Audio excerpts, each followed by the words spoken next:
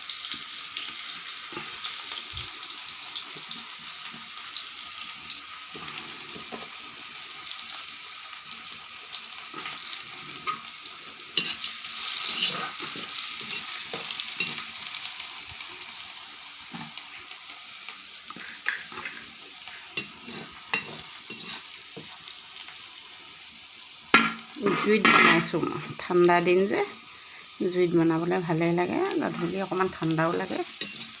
জুইতে বনাই দিছোঁ। আলু কাটি থৈছিলোঁ যে আলুখিনি ফ্ৰাই কৰি লৈছোঁ।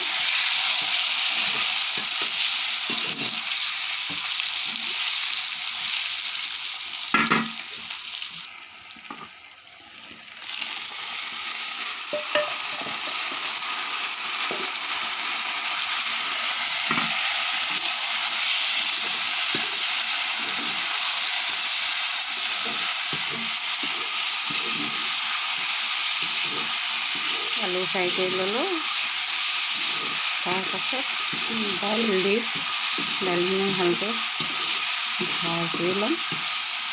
ভাজি সোৱাদ অনুযায়ী আপোনালোকে নিমখ দি ল'ব পাৰে, বেছি নহয়।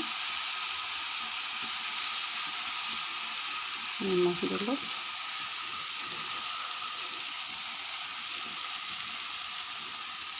ৰং দিলোঁ।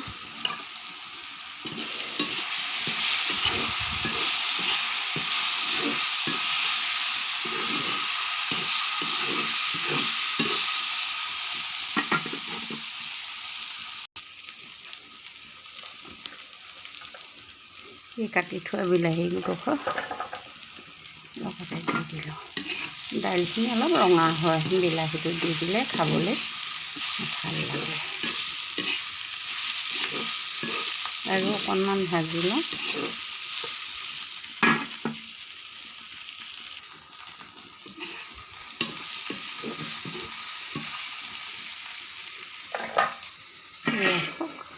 ভাত বনাই থৈছোঁ জুইতে, গৰম হৈ থাকক বুলি ছাইডত বহাই থৈছোঁ। আৰু এতিয়া সেইখিনি গৰম পানী দি দিছোঁ।